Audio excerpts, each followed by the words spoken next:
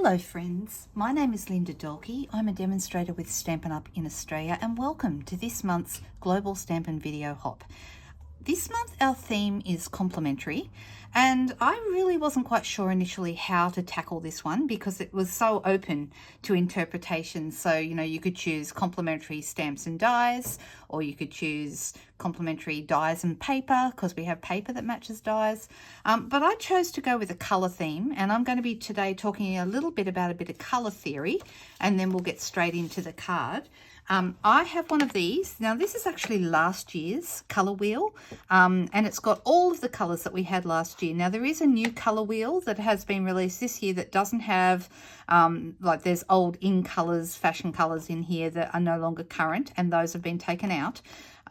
So I actually, this was a good thing for me to do because I realized I didn't have an up-to-date color wheel. So I have actually ordered myself one of those, but in the meantime, I'm going to use this one to show you how it works.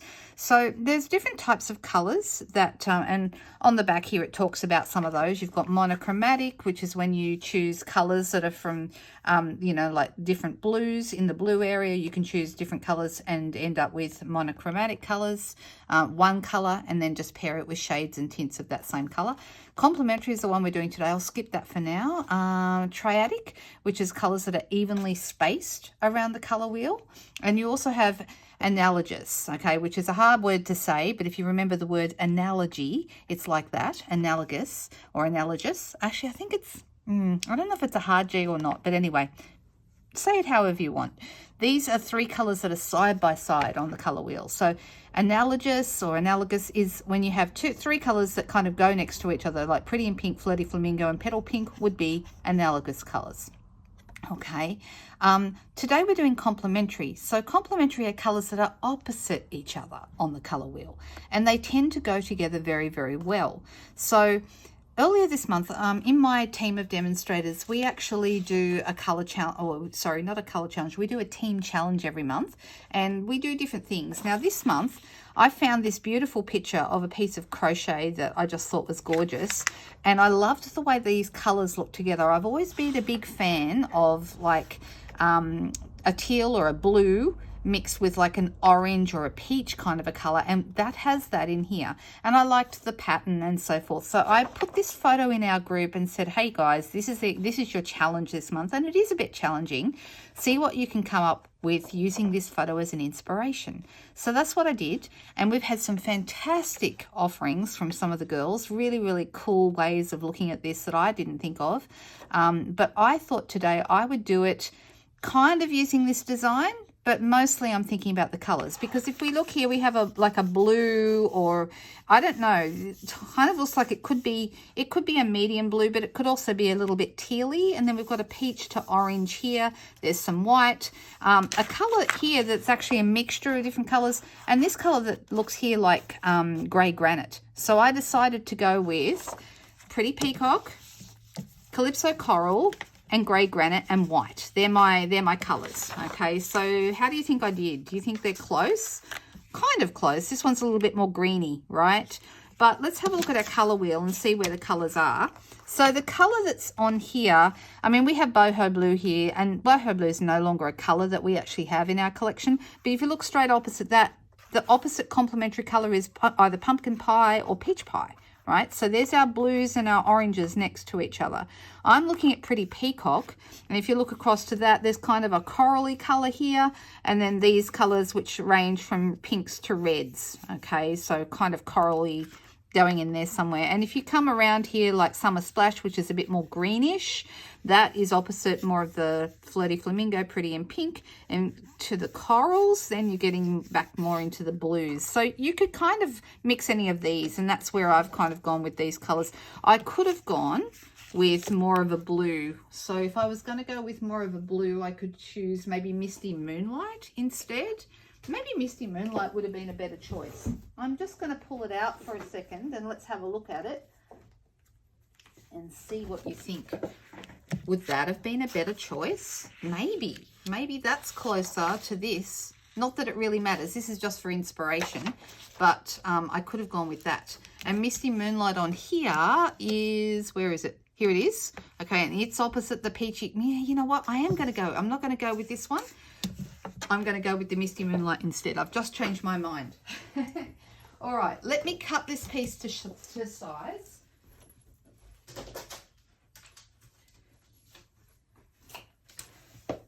These pieces are 9 centimeters wide and about 4 centimeters across like that. All right, so 9 by 4 is what I've got there. All right, and you can see they're the same size. All right, and I've got my grey granite piece and I've also got my Calypso coral. So I'm going to go with these colours. I think that looks really well. And you could pick any colours that were opposite each other and they would be your complementary colours. So if you're wondering what complementary colours, they're colours from the opposite side of the colour wheel. And you may find having one of these really, really helpful when you're crafting to know what colours go with what and what looks really great. And there's some good clues on the back. Now neutrals, I'm using grey granite today, which is this one. Neutrals are not included in this side of your colour wheel, okay? So those are colours that go with everything, basically. So they go with all the others, and that's why these look so good together, even though these are not included on the colour wheel. They can go anywhere.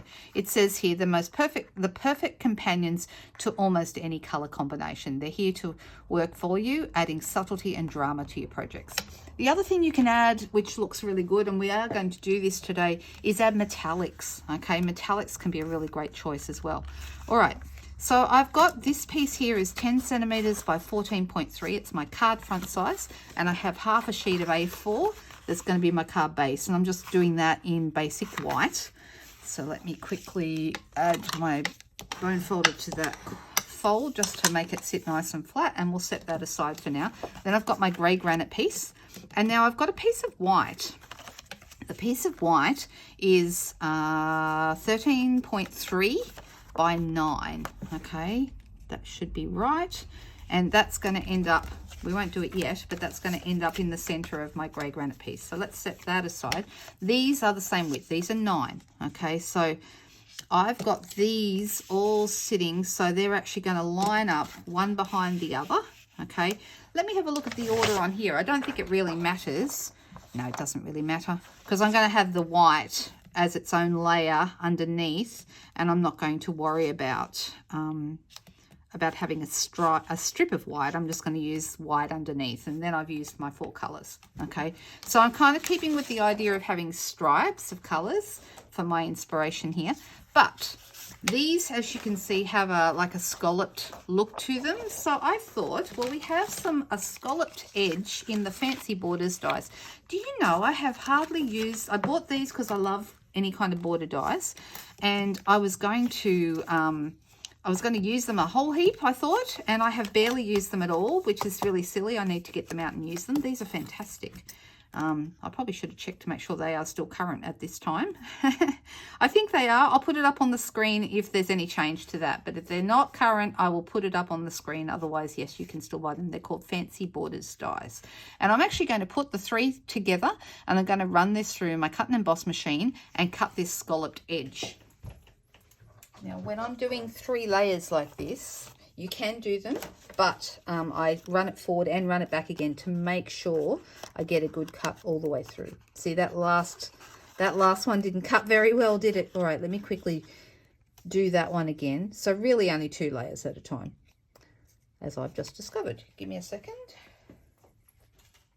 Okay, so then I've got this edge here, and I'll pop that back into the set. Okay, we are going to use one more of the dies before we're finished. And so now I've got my 3 layers, okay, and they're going to go one after another. But I also like the idea of adding some texture in the way that this beautiful crocheted piece is textured. And I thought, well, I could use an embossing folder to add over these. And I was looking for like an all-over pattern. Now, the exposed brick this one's been around for a while, and this would give me a nice textured pattern, a bit of a random pattern. But then I thought, if I wanted more of an even pattern, we've got these Glass and Gardens. I love these folders. If you haven't got these are a really good investment. They'll go through either your mini machine or your big machine. And I'm looking at the glass one, the one that kind of gives you that crystal glass look. But I was thinking it could also be rather good for like a crocheted kind of a look here. So you can do 2 at a time with this, all right? Or you could do them, you know, each one at a time. And we're going to do this kind of, can you see the effect that we'll get with this? I'm going to run that through. It's not a 3D folder, so you just want to take your thin die adapter out. Otherwise, you use your clear plates as usual. So let's have a look how that came out. So this is how it's looking. Can you see we have this lovely textured kind of a look now? Kind of looks not crocheted, but you know, you hopefully are getting the idea of what I'm trying to do here. And I'm going to put this in, and we're going to do the other one as well. There we go. Oh, they look good. I really like them. Okay, now let's attach them. I don't think it matters what color order we do, but let's, I'm going to do this one, and I'm going to have this underneath that. Probably, you know, about 1/2 inch or 1 centimeter of each one sticking out, so you get to see them all. I think that probably looks quite good. I want them to be fairly even. Let me see if that's going to be about right. You know, I'm going to make them stick out a little bit more. All right, about that. Now, there's a number of ways you can adhere these. A really easy way to do it is to have them lined up like this on your desk, so they're all in the right place. And then grab yourself some tape. Now, I don't use tape all that often for a lot of different things, but for something like this, this is really handy. Okay, so let's get our tape. Let me find the end of it first. That's the hardest thing you do with tape. There it is. All right. And I'm going to hold that and just put my tape right over it like that. So it holds, whoop, be good if I didn't bump it. It holds it all together. All right, let's rip that off. And I'm going to come up to this end, make sure I've got it. And you'll find that having a grid underneath, whether you're using a glass mat or using grid paper, that makes it super easy. So making sure you're getting them all lined up straight. And because of the pattern on these glass embossing folder, it's actually pretty easy. It's like almost like stripes. It's actually pretty easy to line up. Whoops, having said that, I just got that slightly wrong. Let's pick that up and put it back down in the right spot. There we go. All right. Okay, I'm going to do another one just for a bit more stability here in the middle. All right, I'm going to take the backs off them. The easiest way to take the backs off your tape is with something pokey, like the sharp end of a pair of paper snips or the ends of your take your pick tool, which is my preferred way to get in under there. And sometimes it can take you a couple of goes, because this is one of the reasons why I don't use tape all that often, is I find sometimes it's hard to get the piece of the backing off. But once it starts to come, it's easy. It's just that initial getting it. Oh, come on, stay there. All right, same with this one. I'm going to start down this end. Let's see if we can get this to lift nicely. Who else has trouble with tape? This is why. This is the reason I stopped using tape very much, because I don't like struggling with getting the backing off. And I much prefer seal or Tombow. But for something like this that helps keep it together while you're doing it, and I just moved it because that piece isn't staying where I want it to. All right, that looks pretty good. All right, like that. All right, so I'm going to pop this down so it matches up with the edges of my white piece, which is, remember, the same size. And we're just going to put that down like that.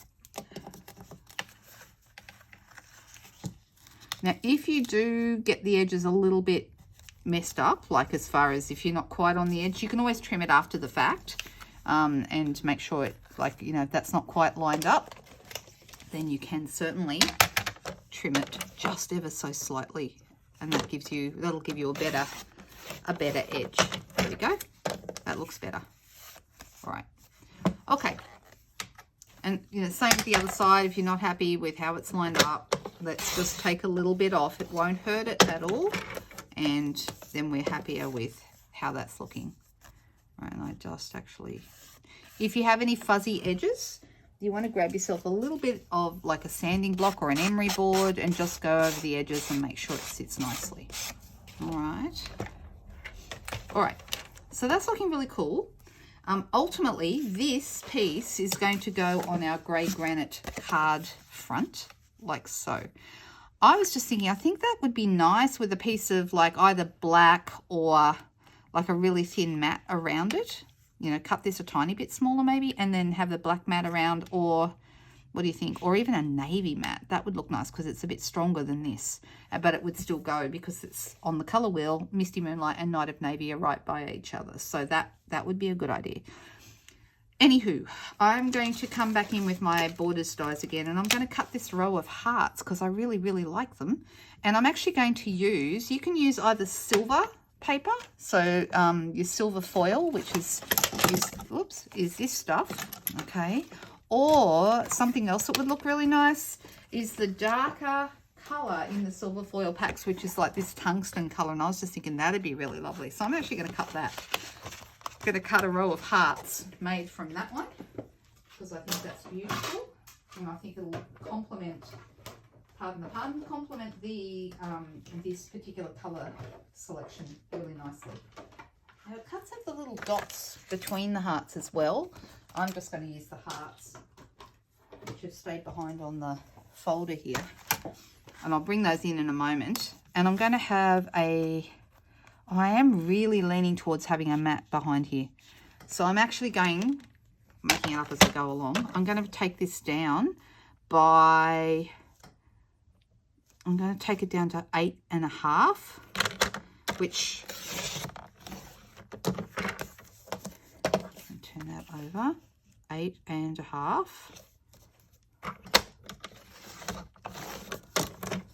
And then this way, I'm going to go down another 0.5 centimetre, so that will be 12.8 on this side where the white is. Can you tell I'm making this up as I go along? I think you can.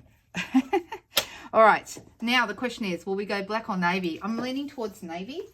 I think that'll look really nice. For those of you who watch my videos regularly, you're used to this. You know that I usually make things up as I go along. So this time it's going to be 9, the same size as what the white was at the beginning. I'm just going to get this little bit of stuff out of my trimmer. Let's try that again. 9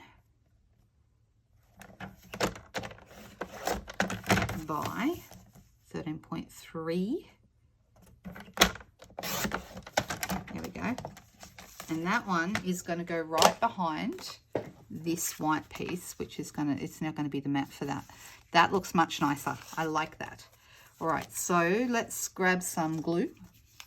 Got some Tombow here. You can use whatever glue you like though.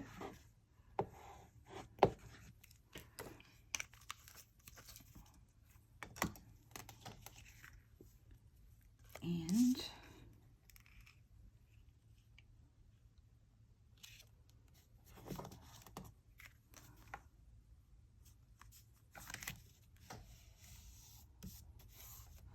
like that. That's looking great.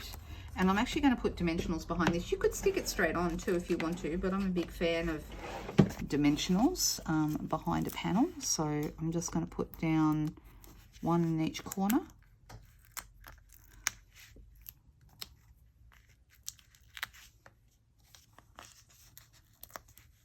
And one on each side.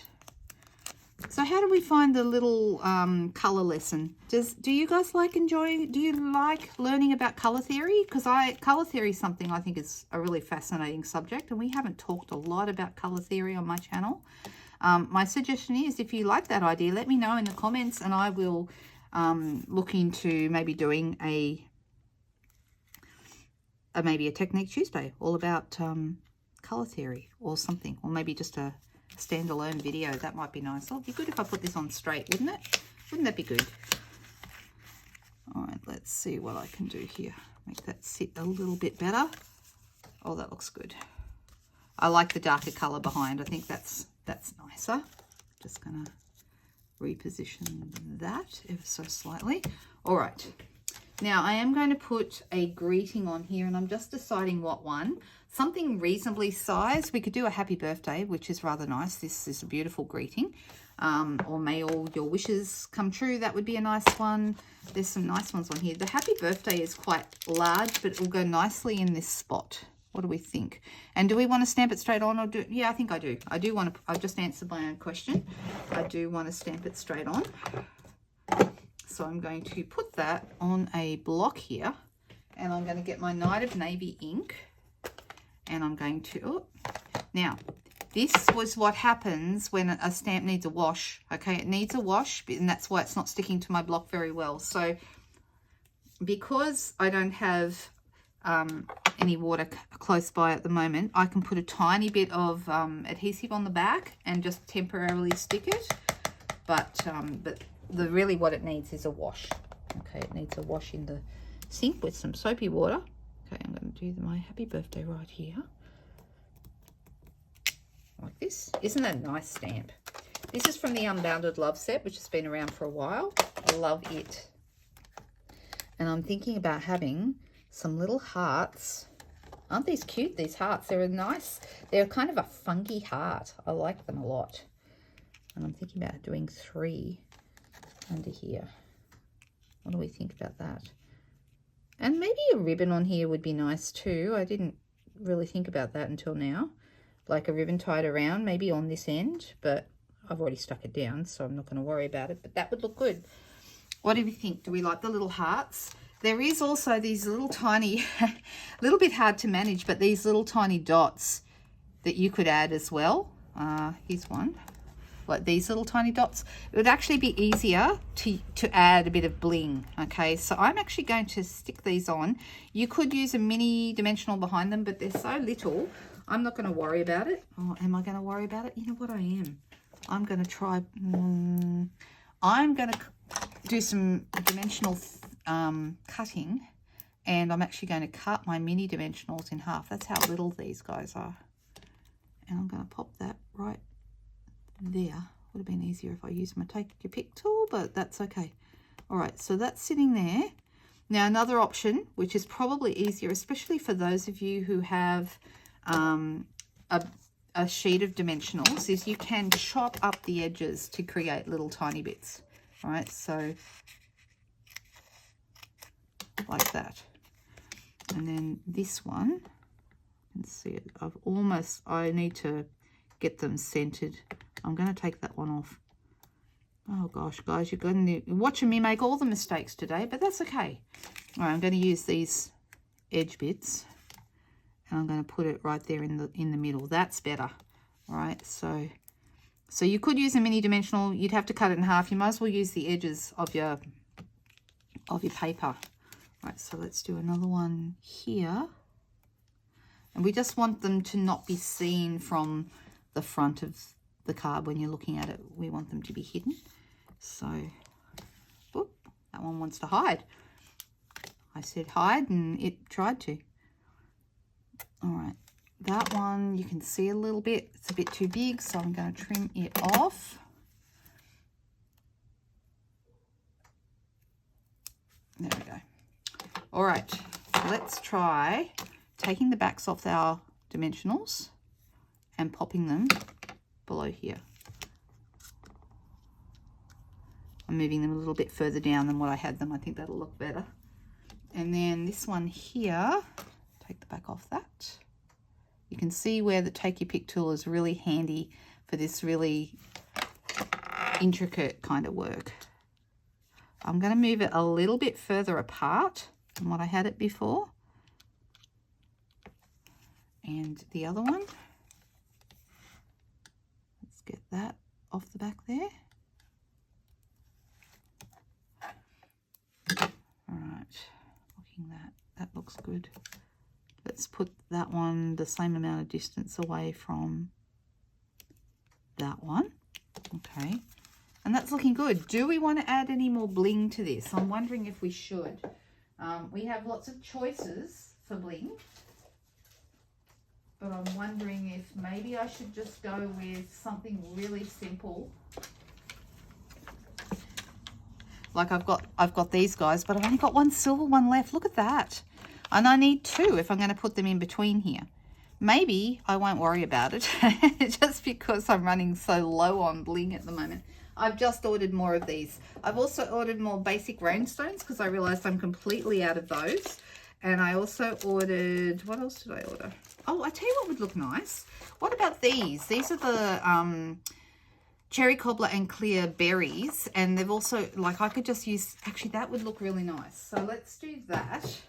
Let's use a couple of these clear berries because I think that would be really pretty in between here. And because we've got a total of 5 embellishments, it still works really well. There we go.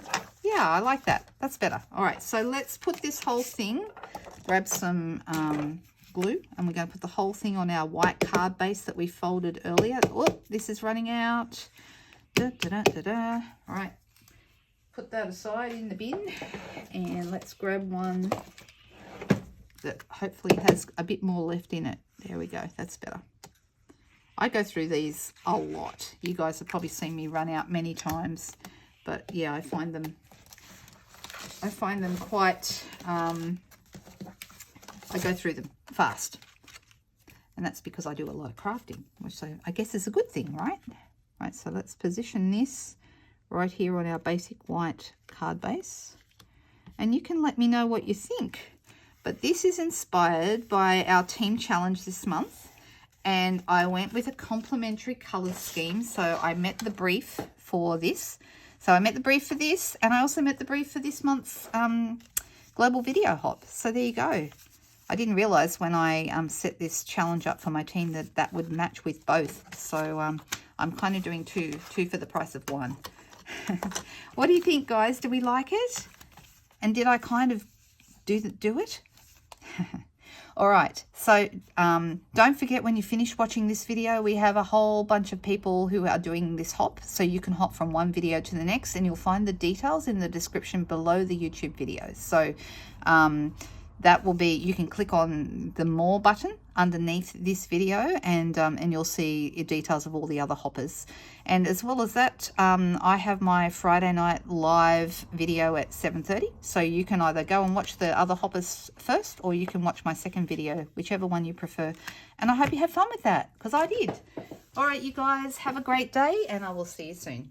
Bye.